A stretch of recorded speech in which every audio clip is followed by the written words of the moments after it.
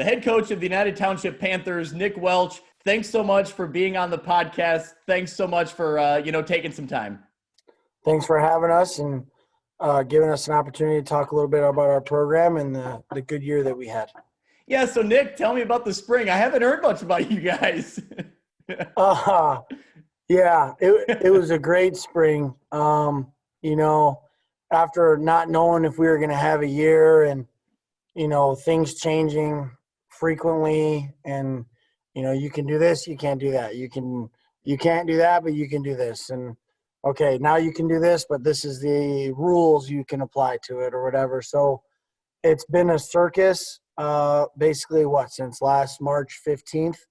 But, we just kept holding out hope and we finally got the green light, I think in late January. And, I felt like our guys were preparing all along because I always said, stay ready so you don't have to get ready. And luckily they listened for the most part. But we got to work and, once the season started, they always go fast, but then you hack a minimum 3 weeks off and it just flew by, but we're thankful for the opportunity and I'm glad we got that chance. Yeah, obviously, I'm joking when I referenced that I hadn't heard much about you guys. I mean, you guys, the United Township Panthers, were certainly the story in our area for our podcast, but I think around the state. I don't think there's any better story coming out of the spring football season than what you guys were able to accomplish. You won 4 games in a season for the first time since 2003. 4 games in a season for the first time since 2003. The last time you won 4 straight games was 2001. So, almost the entire lifetime of the kids that are playing now, essentially, is since that stuff had been done. What did it mean for you guys to get that coverage and to get that notoriety? And even Steve Susie is, kind of eating crow and talking about you guys across the state. What does that mean for you? And is it a little validation for the work that you and your players have put in? It's definitely validation for our players, and it's well-deserved because these kids have put so much time in. And I just think it's extra special because we didn't know we'd get the chance. But obviously the historical significance is very relevant for our guys. Your entire life you grow up and you've never seen these kids, they're 17, 18 years old, some 16, some 15. They've never seen a winning record from a UT football team in their entire life. Yeah. They've never seen, in years since they were probably 7 years old, a UT football team win a Western Big Six football game. And yet, for all the reasons why most people might not play football, they stuck with it. We had some new kids come out. We had guys that have been a part of the program for 4 years. And, it's funny because when Susie made that write-up on Friday Night Drive, we use Google Classroom to communicate. And I posted that on Google Classroom probably 5 minutes later. And then I actually the reason why it took 5 minutes is my buddy messaged me and was like, did you see the Western Big Six predictions? And he coaches at DeKalb. And I was like, no, I don't have an account. And he's like, here's my account. You probably want to look at it. And I was excited. I'm like, oh, we're going to get some love. Somebody thinks we're going to be good. I was wrong. We got no love. And then I sent it to our leadership council, the little group chat we have. And, it's just fuel to the fire. But, I know he probably doesn't know a whole lot about the Western Big Six. He's a suburban football coverage is his wheelhouse. Yep. But I also know how much time he puts in. I grew up from there. I'm from Oswego. Yep. I coached at Plainfield North for 3 years. He was part of our coverage when we were at Plainfield. And, I know how much he does, but it doesn't mean that I'm not going to use that as a motivating factor. But, these kids were pretty self-motivated, but we'll take any additional motivation we can get. Well, I suppose at the end of the day, it's better that you went in thinking the prediction was going to be good, but it was bad. But then you guys ended up being good and the prediction looked bad. So that's, I suppose, the best way to end that scenario for you.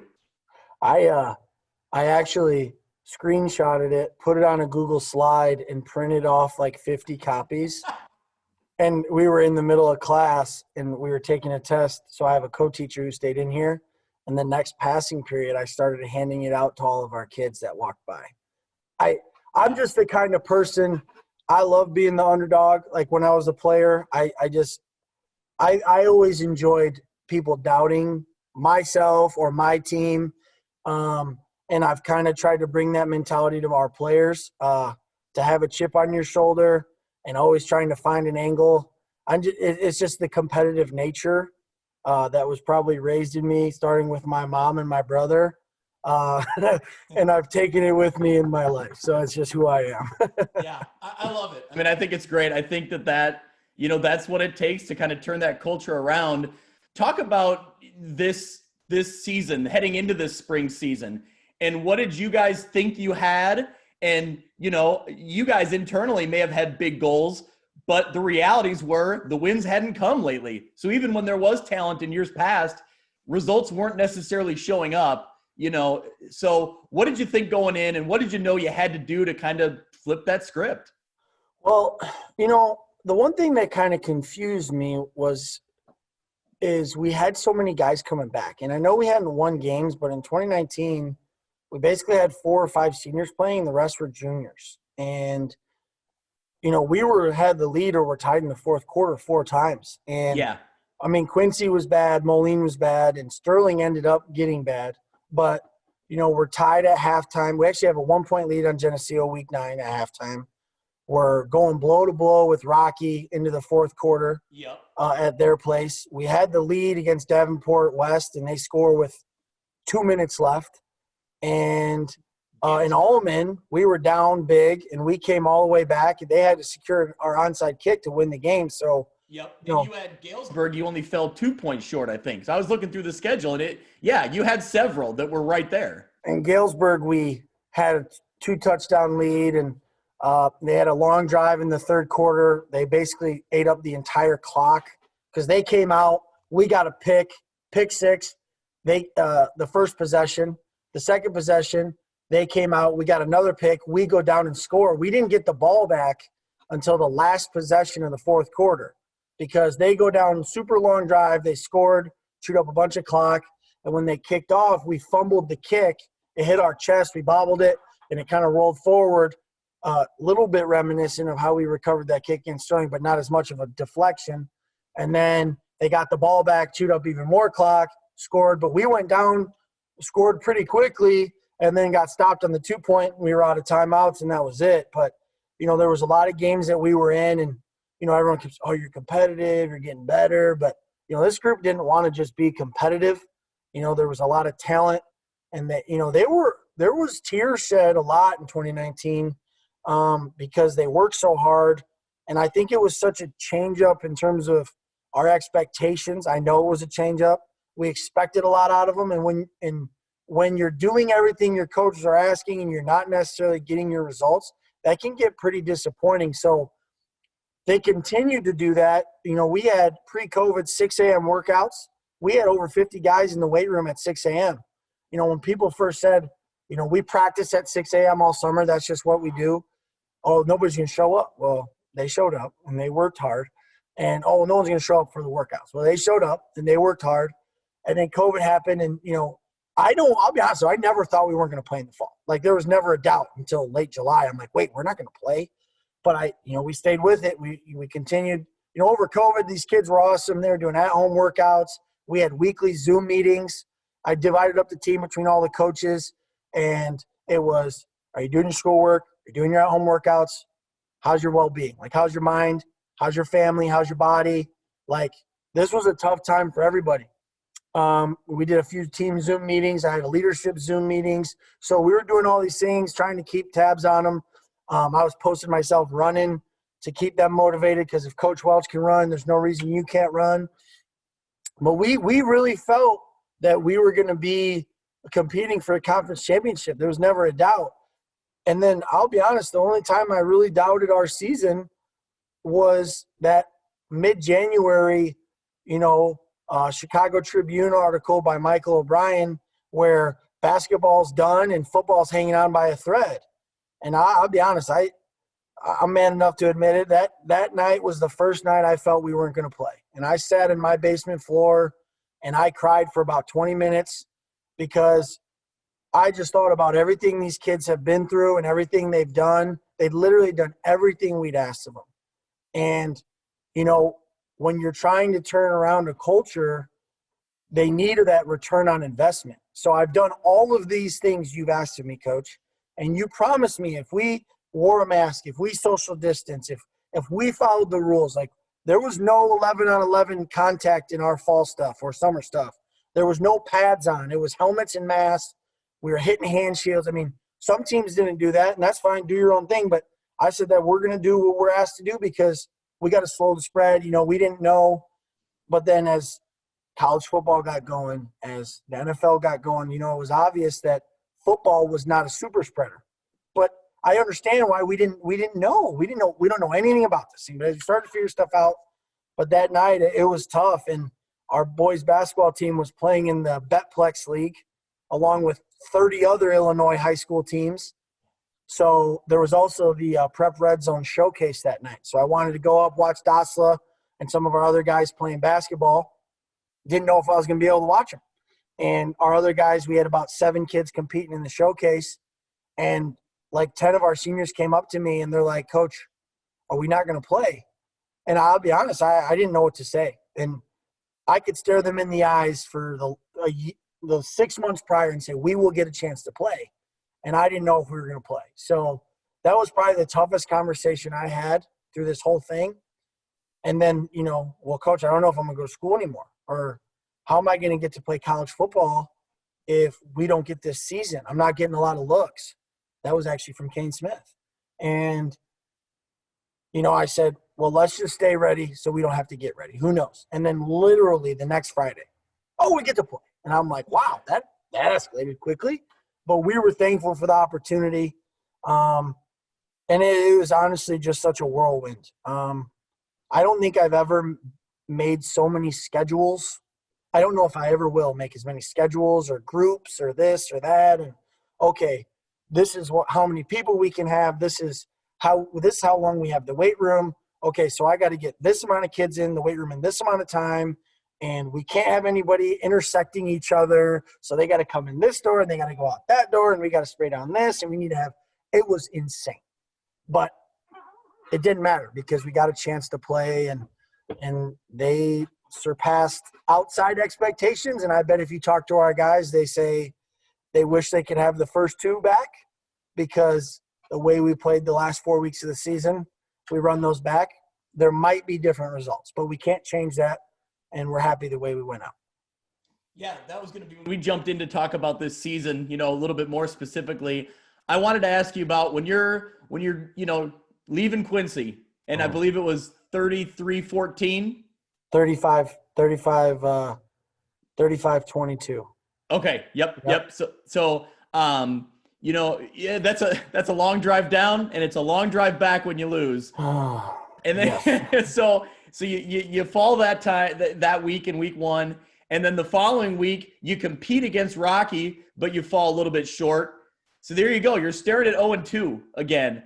What was the talk, in those first couple weeks when it's like, we're putting in the effort and again the results aren't coming again. What was the mindset? What was the discussions? Take me in the locker room then.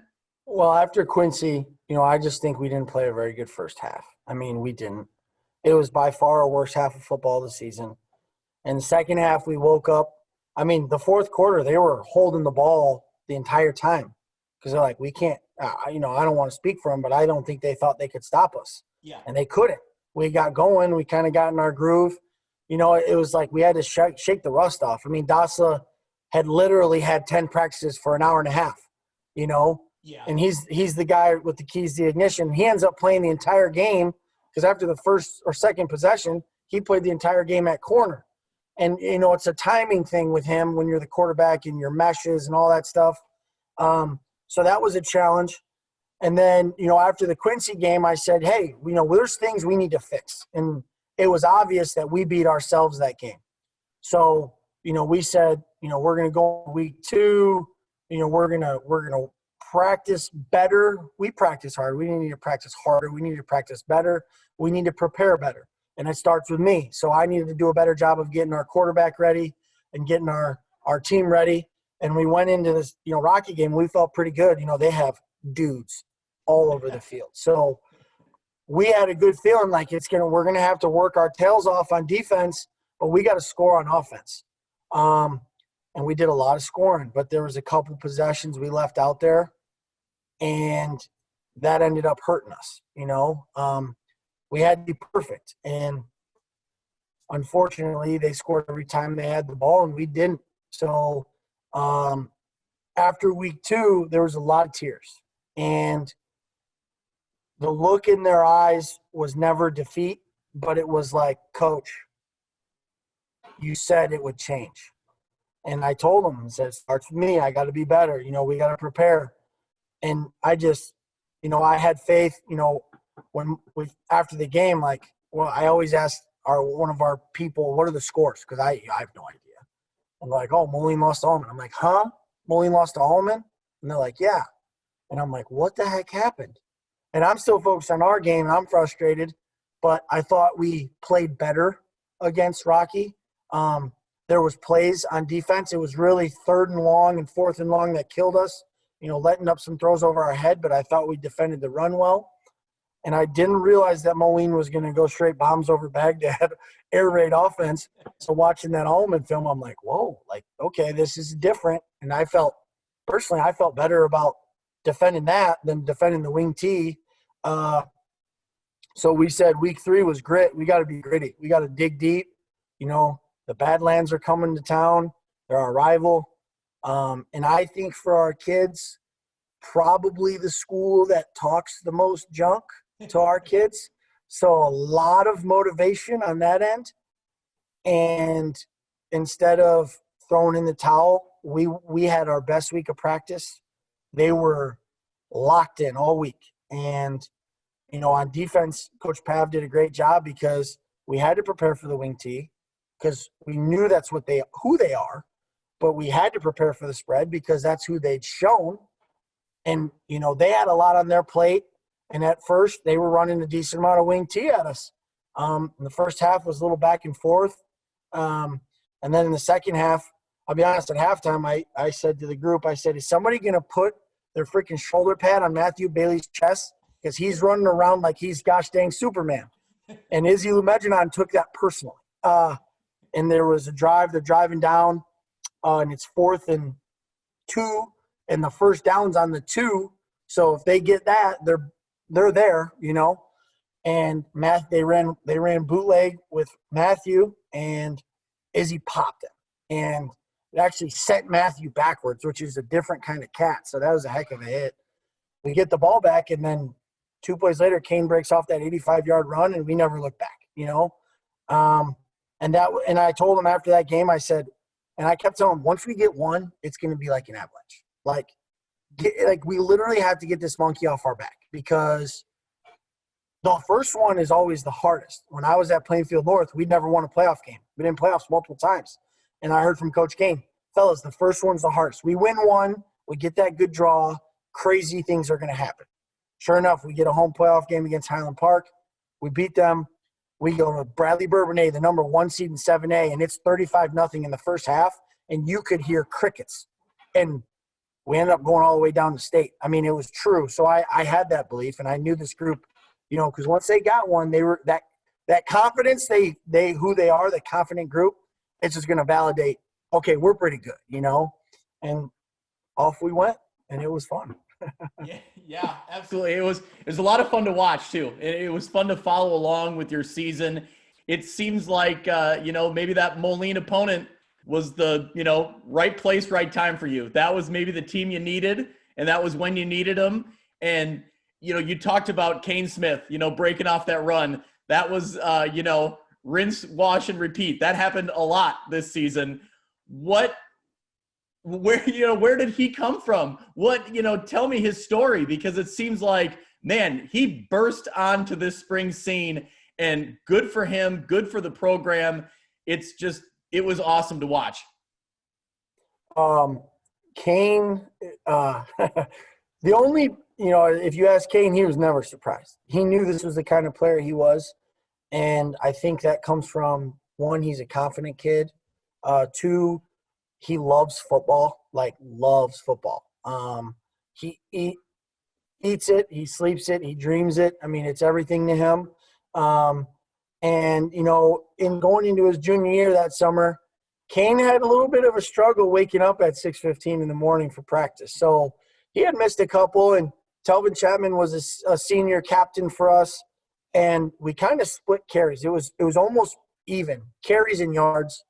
And we had put up a good amount of points my first year here, but we, more than we had in the last 8 or 9 years, but not as much as Moline had put up or Rocky had put up or Sterling for that matter. So our offense, whatever, we kind of slid under the radar. Dosley got a lot of publicity as he deserved because he's a good player too. But this year, Kane was locked in. I mean, he had ambitions. He wants to play at the next level. He kept asking me what he needed to do. You got to get in the weight room. He put on 20 pounds. I mean, if you see the kid, he's put together now. He's 195 pounds, 6 foot back. That's a big man. And he was very focused in practice. Coach Pav also coaches the running backs, our defensive coordinator. He was focused in film, watching, the things we film every practice, almost all of our segments that it has like a competition period to it. So whether that's, inside run, team, 7-on-7, blitz pickup, whatever. And he took coaching. And he was the epitome of stay ready so you don't have to get ready. And once we got going, I mean, the funny thing is the Quincy game, Heath ran for 150 yards and 3 touchdowns, and this was his worst game of the year. And everybody's like, oh, you guys lost to Quincy. Well, Kane Smith ran for 153 touchdowns. And he's like, Coach, that wasn't enough. And I'm like, no, because we lost. He's like, I'm going to get more. And I'm like, good, we need more. And, we actually had 2 other running backs that we thought we would kind of split carries with Izzy and Lamont. And Kane basically took it and said, no, it's mine. And hard to argue with, to be honest with you. But it helped that Lamont and Izzy were full-time starters on defense. So Kane took ownership, and, I think he'd give his most credit to his offensive line. We had 5 seniors who all had multiple game experience. Started with big man 51, Simon Wilson. In my opinion, the best offensive lineman in the conference. He was voted the second best lineman in the conference, but that's fine. The kid who got first was deserving, but in my opinion, a total stud. And then, Tate Hudakar, a left tackle. We actually used to have them on the same side. We decided to put Tate on the left side at left tackle because we like to run power. And now he's the front side block, and we can get Simon pulling. Our left guard was the captain, Jackson Crawford, center Austin Sangamani, and then right tackle Tyler Damaris, probably the most improved player. When he got in, he was a B player as a freshman. And, he started every game but Sterling. Unfortunately, he tore his MCL late against Galesburg. But his best friend, Cade Miller, stepped in for him, and those dudes worked their tails off. I mean, the most underrated position in football by far. But to have 5 seniors, and, I mean, we averaged 10 yards a carry on 23 power. I mean, that is impressive. Averaging 10 yards a carry, and as good as Kane was, we don't do that without our running back, our offensive line. So kudos to them. Shout out to our big boys up front. They did a great job as well. I was absolutely going to bring up the offensive line, and if they had a play of the year, I think it's got to be the first play from scrimmage in that Sterling game. I mean, you talk about Sterling's been watching game film all week. They know who Kane Smith is and what you're going to do, and yet the hole is huge, and he runs right through it. I don't know if he was touched. It was like a jersey graze. Not very. Let's say he's untouched. We'll just go with that. Yep. That's the story. He's untouched. That's impressive. That's a highlight moment for an offensive line for Kane Smith because, like I said, it's the first play of the game. So everybody's geared up, everybody's fresh, everybody's ready to go. So how awesome was that to kind of set the tone in that game? So John and I had grown pretty close. He'd almost kind of been a mentor to me. I always like to ask him questions. And it was funny, we were talking, he's like, well, here's what I know. We're going to run power and you're going to run power.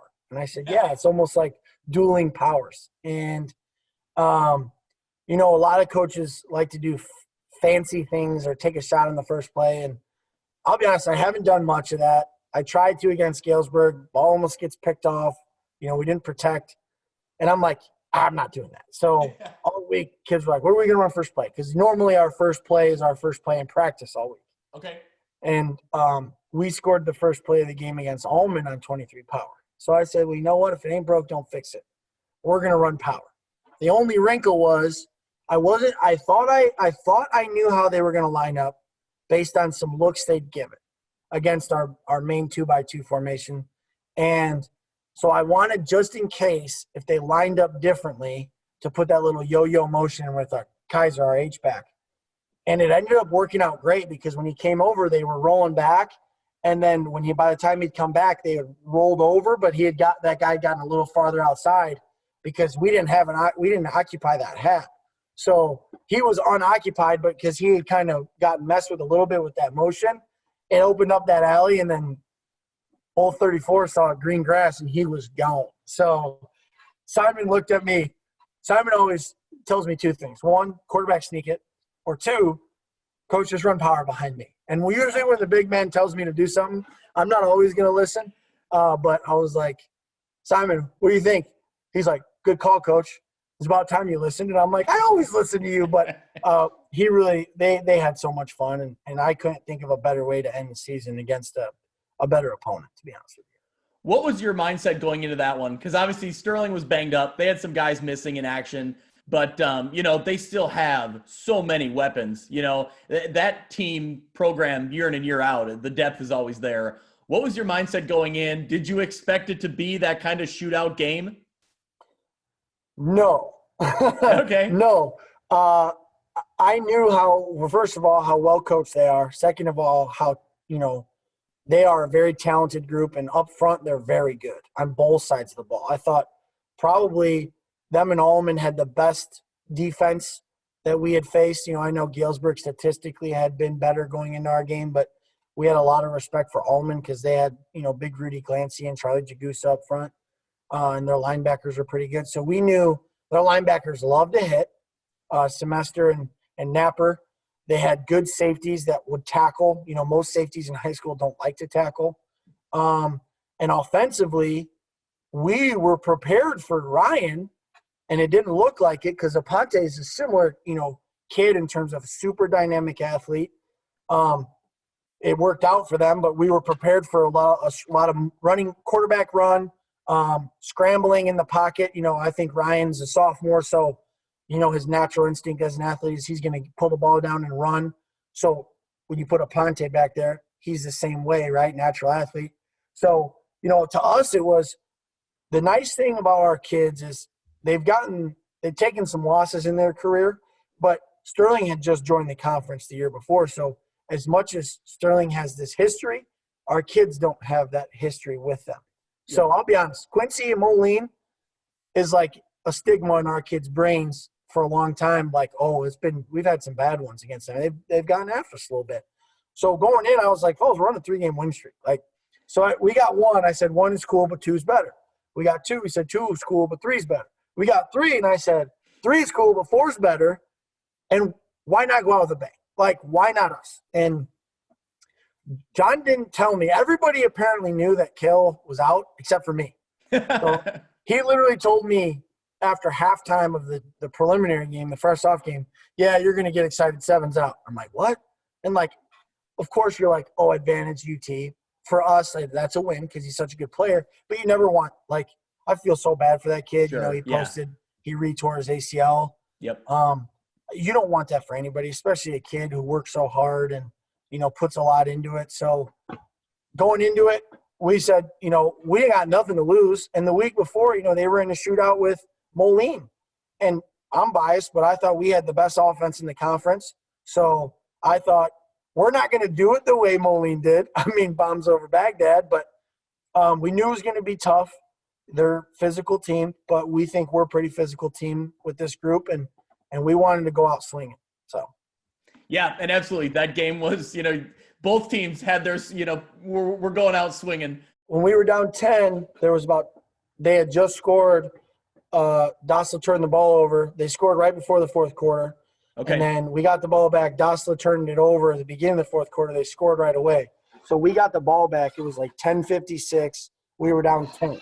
Okay. Yep. So it was pretty simple.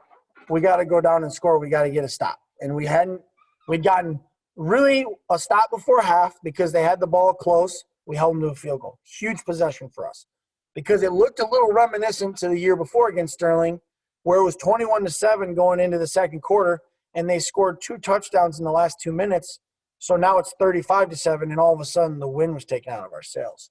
So obviously it was a little closer than that, but we had that lead in the second quarter. They kind of made a run. Third quarter, we made a run. It was crazy. It was truly a game of runs. So we, in my mind, I'm like, we got to work quick, but I'm not going to go in a hurry. We're going to take our time, and we go down, and we basically got down there, and then we started to shoot ourselves in the foot. So when we had gotten down there, we ran a wrong route. We got another penalty, and then Dawson took a sack, and I'm screaming at him, Mister, I've started 15 games. Are you going to learn not to take a dang sack in the red zone? So call timeout, and we're 4th and goal from the 18. And I don't like to draw things up in the sand, but this was like one of those, we got to have it moments. So it was kind of like the touchdown we got against Moline before half was a little bit of a drawing up in the sand. Now, the personnel out there was, we call it empty cat, where we put Travell at R, and Dakari usually goes to H. Well, then our other receiver had gone out with a concussion. So I was like, all right, we got our kicker in at receiver, plays receiver, and Derek in, who's primarily a corner, and we got DK Travell. I'm like, all right, we're going to put both of you on the same side. And I called the play, and the play I called was not going to work. And then John called a timeout. And I was like, thank you, Lord, because we were going to try to run a post with Travell like we ran against Moline, and they played way inside. And I was like, oh, boy, this is not going to be open. But it was like, we'll let it ride and see if we can win. Well, he called timeout. Thank you, John. Oh. He doesn't know this. But then they come over, and we change the play. I'm like, all right, well, we're going to run this over here because they were playing straight cover 0. Just take everybody out of the picture. And then I said, DK and Travell, we're going to run post wheel. And Das was like, Coach, I'm not going to have time. I said, Das, you got to read the corner right off the bat. If we get inside, just throw the ball to the middle of the field. DK will be there. If he doesn't get inside, Travell should have leverage on the wheel. So normally, he likes Travell. I like Travell. I thought for sure he's going to throw the Travell on the wheel. But I saw DK get inside, but I was looking at the pass rush, and Das got hit pretty good. He just floated it up, and Farnham was getting pressure. Trayvon Jordan getting pressure all day, and he stayed in there, and he took a hit now, but he put it out there. DK caught it. I'm like, okay, step 1. Here we go. And unfortunately, they were unreal, and they stuffed us, I think, 6 times on 2-point conversion. If we would have made all of our 2-point conversions, we would have been fine. We would have won the game. We wouldn't have needed the last drive. But we didn't. They were really good. They get so tough down there. And then, I think the series of the year for our team, just defense is much maligned with how many points we gave up and stuff. But we were outstanding against the run all year until Sterling. And they run what we run, and they're good at it. So it was a tough night for us. But, we had 2 timeouts left, 3 timeouts left, 2 or 3 timeouts left. I can't remember. But people were kind of criticizing me for not taking timeouts right away. But we've got our chart up in the booth.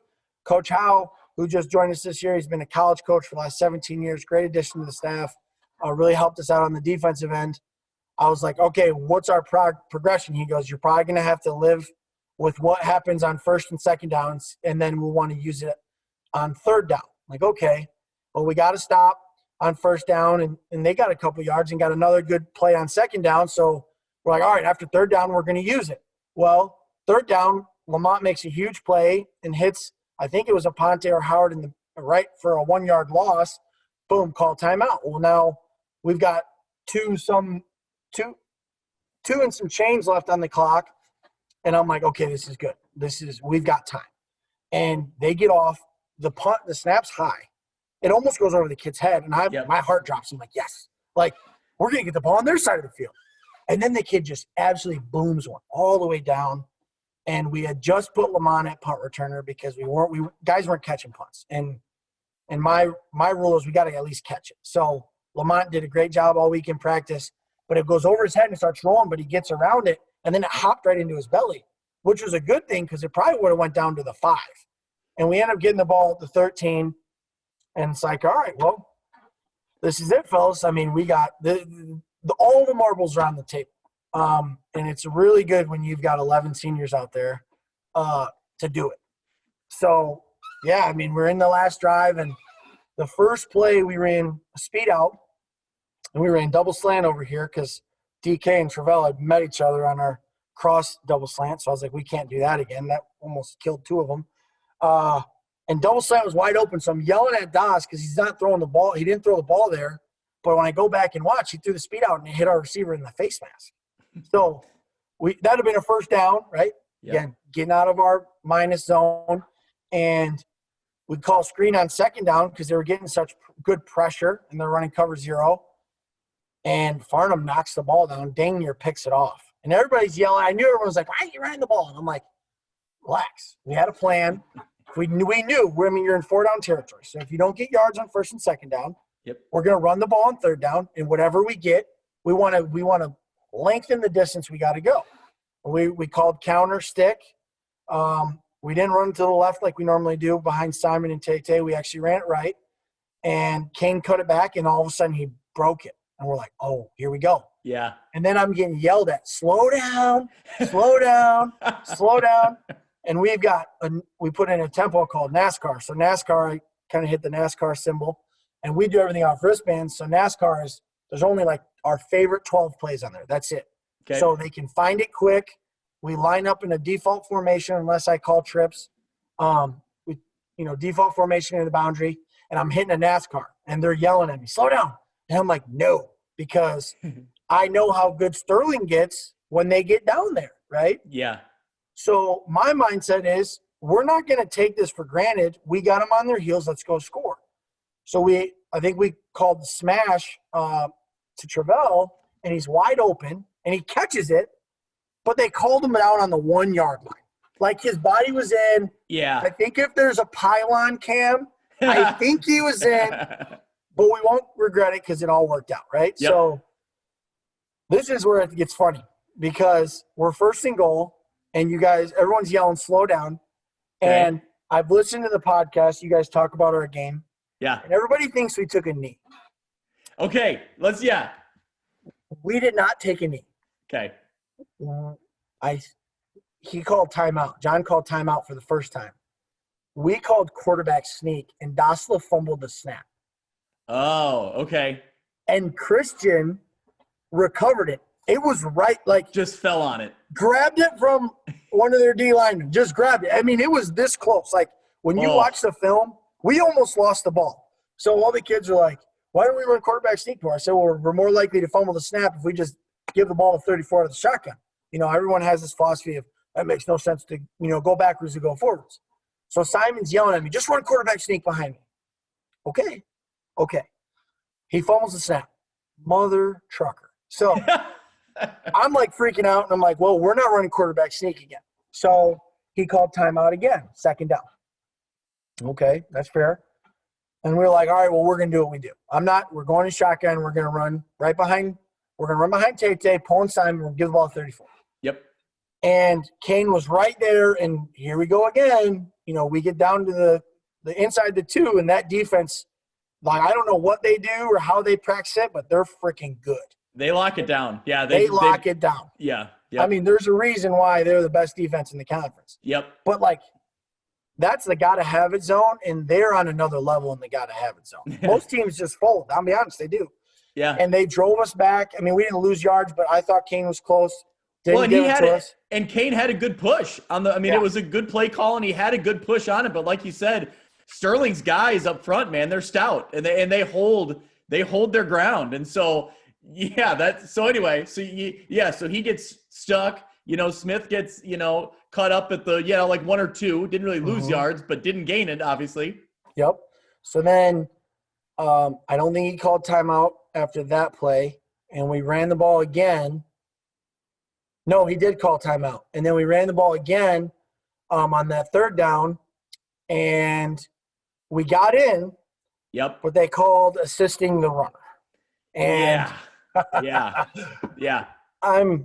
I get pretty animated. I'll be honest. I'm a pretty animated person. And I don't remember this, but I started yelling, if you're calling what I think you're calling, I'm going to lose my mind. So my offensive line coach, Coach Williams, actually grabbed me by the belt and started pulling me back because he goes, he's calling what you think you're calling. He's calling. I'm like, how are we going to – and I'm yelling at him. And John calls his last time out. And I'm yelling at the ref. And I'm glad somebody told me to stop because he gave me the look like you're about to get a flag. And I'm like, okay, time to calm down. Yeah. Like Simon, Das, and all they got, Coach, calm down. We got it. Well, now we're 3rd and goal from the 5. And and I'm thinking, I'm looking at my play sheet, and I'm racking the brain. And deep down, I'm like, we should probably run the ball, And Christian goes, Coach, why pop? I looked at him.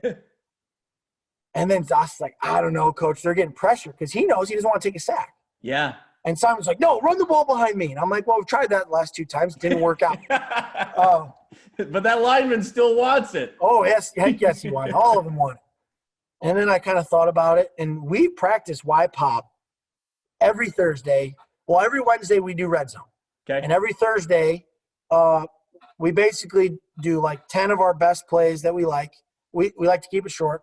And then our top 6 red zone plays. And it usually is just our jumbo and heavy. But I always usually threw Y pop in there.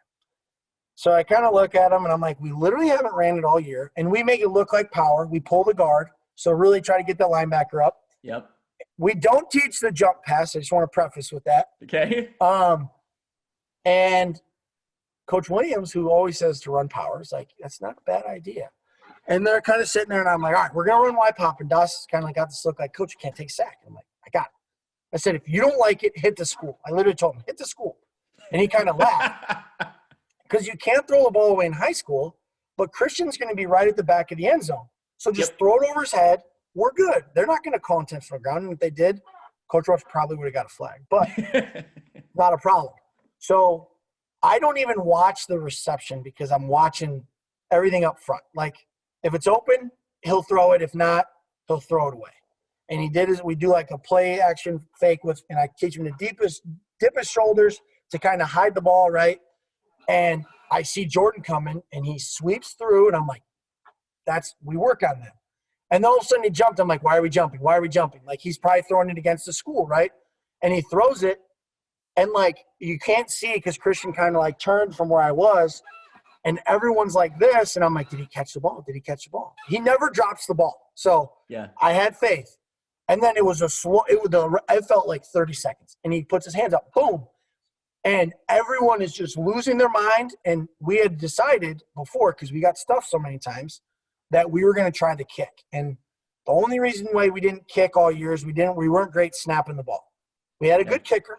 Das was a good holder. But we just weren't consistent with the snap. So we actually moved a sophomore up before the Sterling game to snap. Wow. And I'm thinking, I'm not sure if this is the moment I want to throw a sophomore out in a varsity game. I'd rather just run my 11 seniors out there and try to get a 2-point. But if we score, it's only 46-44. They've got good kickers. And in my mind, I'd rather miss this PAT than get stuffed for the 7th time on a 2-point. Yeah. Good snap, good hold, makes it through. We're up 3. And I'm already racking my brain like, all right, we were talking about, are we going to go to our 3-man front, our prevent defense? It was under a minute. I think there was like 35 seconds left. And I'm like, well, they're probably going to run the ball. So why not keep our 4-man? And we're going back and forth. And our special teams coach, they had some good returns on us. And he's like, Coach Williams to his special teams, like, what about a sky kick? I'm like, when have we done a sky kick? Well, we haven't. So now we're going to do it. All right, cool. Let's do it. And Laz didn't kick it where he was supposed to, but he kicked it just like we talk about. We're wanting to go, high left. He goes high right. Anxiety's through the roof. And then the kid hit him, and it kicked like 10 yards. So already I'm like, we got to get the ball. And Laz, the kicker, is the one who recovered it. And then I got excited. Yeah. So then everybody started losing their mind, and we do a thing called the mock game on Thursday, and it's basically to practice like sudden changes and special teams to make sure we always got 11 on the field. And then like we'll throw in like, oh, Dawson's out, backup quarterback's got to come in or whatever. And we always end with the victory formation. And the kids love it, and like victory. And they're like, all right, we're just getting ready for what we're going to do tomorrow night. Right. That's what they say. And I love it. If you can get in victory, it's best formation in football. So like I turned around and all of our seniors were just yelling victory. And like, they run out there and what a culmination, tip your cap to the Golden Warriors for, in my opinion, the most exciting game in the Big Six this year. Yep. And what a finish for our seniors and our program. And I'll be honest, after the game, I told the kids, I said, before the game, I said, there's only 2 times a team knows they're playing their last game. Teams that don't make the playoffs and teams that make it to the state championship. We don't have playoffs. We're playing the number 5 team in 5. This is our state championship. So after the game, I told them, fellas, this is one heck of a way to go out, right? But in honesty, I don't know if they would have ever felt the way they do unless we won the state championship. Because say we made it to the quarterfinals or second round or playoffs and we didn't end on a win, they wouldn't feel the way they do, So It was truly a storybook ending for our guys. Yeah, and I mean, if there is a silver lining in this, spring shortened season, that's it. These guys get to walk off, helmets above their head because they won it. How, I guess you kind of referenced it there, but what were the conversations like that night and, the following days with those seniors kind of, trying to sum up what they did, what they did for this program and what they did for this school? Because, football is a big focus, regardless of how well basketball, softball, volleyball, track, anything's doing. Football is a big focus. What did you say to them? What were the conversations like with those seniors that really did something special here at UT? Well, after the game, we talked about there's no better way to go out, but I'll be honest, we just thanked them. We thanked them for, for me, it came in when I got hired. I was 28 years old. I'd never been a head coach. And, a guy who didn't grow up where they grew up from, but, had been in the area, and just thanked them for believing and trusting me, but also trusting our entire coaching staff, because we only had about three or four holdovers from the previous coaching staffs. I reminded them that, what everything they'd been through, not knowing to having a season to having a season and people doubting us. And, the thing I think that's really underrated about our kids is, like, it's hard to not win, and it's hard to not win and be reminded all the time that you hadn't won, Every newspaper article mentioned our losing streak, regardless, like in our 2019 season, how competitive the game was. And every postseason, preseason write-up had mentioned our losing streak. And not to hear it just from that aspect, and I understand why they do. I get it. That doesn't really bother me anymore. It did. It doesn't bother me anymore. It did. It did. But to also hear it from, like, your classmates, Yep.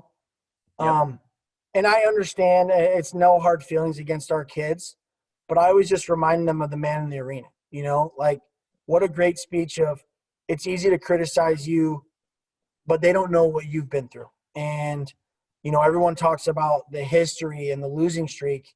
And I just reminded them, you didn't know part of that. Now your legacy is you're the group that put UT back on the map, that made people excited about UT football, that legitimately makes people in this area respect the program again. And, I am forever indebted to these seniors because we bonded, and, every group is special. seniors last year special. This is my 8th year coaching. Every group is special, and we've been on some really good ones. Been to a state championship. Been 0-9. Been 1-8. So every group is special, but for me, because of the context of what we've been through, and for them to stick it out, if you go ask every coach in the Big Six, we lost kids that we thought we were going to have. And we lost 7 seniors. Now, we didn't lose any seniors that we thought would be a Kane Smith, right? All those guys came back. But, we lost kids, and for these kids to stick it out and stay with it, it was just so special. And I told them, you don't want to take that jersey off. You don't want to leave the field. I don't blame you. Don't. Take your time. And then I got in there after the post-game interview with Joe the Show on QC Sportsnet, and I was like, all right, fellas, can we get going? Because I want to go celebrate. And I told him, if you want to keep your pads on, keep your pads on. And then, I think it was one of those things, though, where it's really hard to take it off when you have regrets. But they had no regrets. There might be a what if here, what if there, but, I don't know if we go win 4 in a row if we don't lose our first 2. I don't know if we accomplish what we do in a regular season without having to go through what they had to go through with COVID. Everything that happens to you makes you who you are. And everything this group had been through made them who they are. And I couldn't be more proud of them. And I know our entire coaching staff and community couldn't be more proud of them. Yeah. I mean, for me and for Mitch too, starting this podcast, you guys were the story of the year. I talked about it at the beginning of the podcast too. You guys were so much fun to follow. And, I just, was so happy for that group, for those seniors especially, but for your entire team, for those players, because that's got to be an awesome feeling to know that you've thought about it, you've worked at it, you've practiced, you've been in games, and to have the results happen and to make something out of this spring season and to really, get UT football on the map and change that culture. That's something that doesn't happen every year for programs, and it doesn't happen sometimes 10 and 20 years for programs. So, it's awesome for these kids to make that happen, and such a great story. Well, Nick, before we wrap up, we got to do our no huddle offense here. We got to do some quick questions. Yep. So I think we got to start with, you were a former high school, college quarterback. Mm-hmm. Did you ever throw a jump pass? You got to think about it. Did I ever throw a jump pass in a game? Yes. I don't think so. Okay. But in high school, my old quarterback coach used to make me practice it. Okay. So we always had a period where we practiced throws we never think we'd have to make. Okay, there you go. No, I don't think so in a game. And I don't think we've ever even practiced it with Dasla. I was just going to ask you that. What did you ask him about it after the game, after it happened? I said, people are calling you Dasla Tebow. And he said, oh, that guy's not that good. And I said, I kind of laughed. And I said, no, but it's a moment. And he started laughing. He was like, I don't know, Coach. It just happened. And I was like, all right, well, I ain't mad at you because it worked. Yeah, and he still threw a good ball. So yes. Well, and Mitch Stormer pointed out in our podcast that actually Gadian's pass was better than Tebow's. Yes. It wasn't that high floater. It was a more accurate pass. So no. And, I just to make the D1 guy miss, and then to stay in there, what a great play. What a great play call, Christian Kaiser. Nice job. Yeah, exactly. And having one of your players call it, it's great. All right, well, let's stick with your playing days. What was your favorite play to run, either in college or in high school? Did you have a play that you were like, yeah, let's do it? That's the money.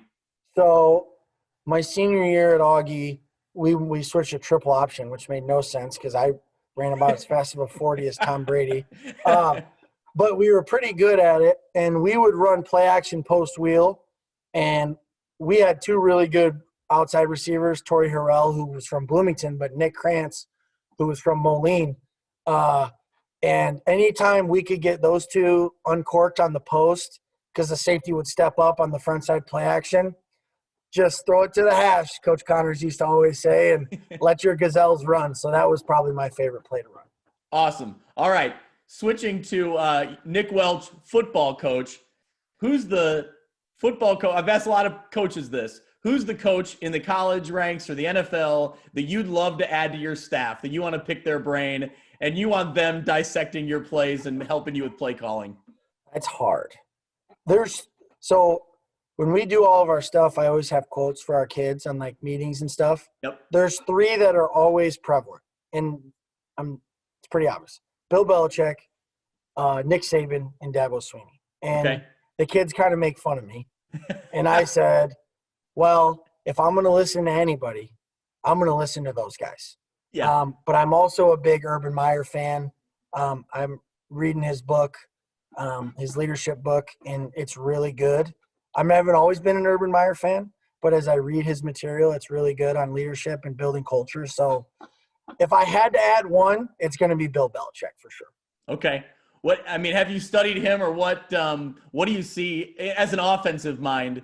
You know, you being an offensive guy, what do you see from him, or what is it that you like? That the success he's had in the NFL is unprecedented. Yep. And the players continue to change, and now they lose Tom, and of course the results don't go well. But for the most part, the level of consistency and just, the Patriot way, and now you see people criticizing it and like it's not fun and it's not this and it's not that.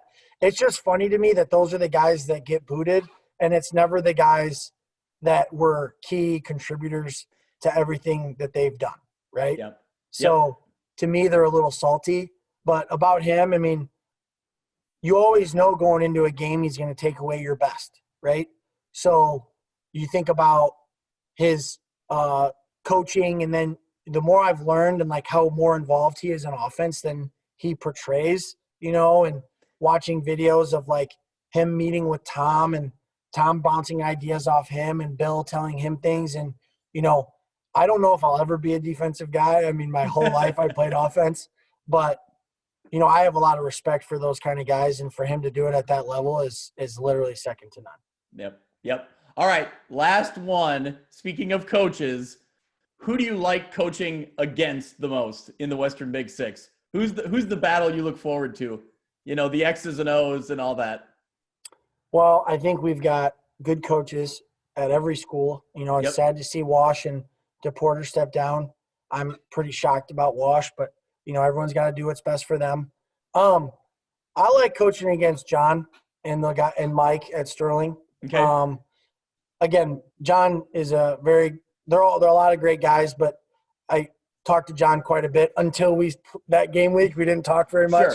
Sure. But he works so hard, and I know how much time he puts in. All these guys do, but that dude is like relentless, and it's nonstop, and he's always consumed by football. And just for me, last year, my first year, we lost to them, and I was sitting in the locker room with my head in my hands, and he actually came into our locker room and came and talked to me. And that's kind of how it started. But I like coaching against him the most because I know they're going to punch us in the mouth. I know they're going to, do everything they can to beat our butts. And, that's the perennial program in our conference. So to me, that's who you got to – that's the top dog. That's where I want to be. So yeah. See, but he's always the guy who says, we just got good players. I don't know if I do anything, but he's got to be doing something right? Well, any good coach, I think, would say that. I think, it's about the Jimmies and the Joes, not the X's and the O's. But he's told me that in postgame before, that exact quote. So, yeah. Yeah, but I think it's what you get out of your players. And, as guys go down and they get hit with quarantine contact tracing the night of a game, and they go out and they, that Moline game, they're down 27-6 or whatever and come back and win. I'll say this. Players win games, but there's a reason they call us coach. And I think John does an outstanding job, but I also know that he's got really good coaches with him like Mike LeMay and Coach Bailey, and those dudes are really, I've gotten to know some of those guys. They're great people, and I think great people get the most out of their kids. And, I also like Ben and Mike and Larry and, Rick. All those guys are good dudes, but John's a really good dude. Yeah. I think that, we are very fortunate on this side of the state in the Western Big Six to, just like you said, have a bunch of really good leaders, bunch of really good coaches, guys who know X's and O's and who make football fun, but also at the end of the day, good guys to sit down and talk to. And you included, a great story this year. Thank you so much for taking the time. I look forward to it. We'll talk again before the fall rolls around, and we'll get more of a fall preview. But it's fun to look back at this 4-2. I'm sure you enjoy looking back at it too. Yes, we're, like I told the kids, we loved it. We're excited, but I've told the new group that the seniors put us on the map. It's our job to keep us on the map and uphold that legacy. All the success from this spring is it's not going to make us win games in the fall. So yep. we got to keep those seniors' legacy going, and we're going to have to replace a lot of experience. But this was good to be able to, I make jokes. It's like, I want to enjoy this a little bit, and it's not a lot of time to enjoy it. So it was good to take an hour today and enjoy it. And in 2 hours, we'll be back in the weight room with our afternoon group, focusing on getting ready for the fall. So. Awesome. Well, good luck in the, the off-season workouts, and as the workouts turn into, summer and then into the fall. And we'll catch up soon, but thank you so much. Well, thank you, and thanks for this great show you guys do and the exposure you give our kids and the Western Big Six and all Western Illinois. We appreciate it. Hey, it's our pleasure. So thanks a lot, Coach. Thank you.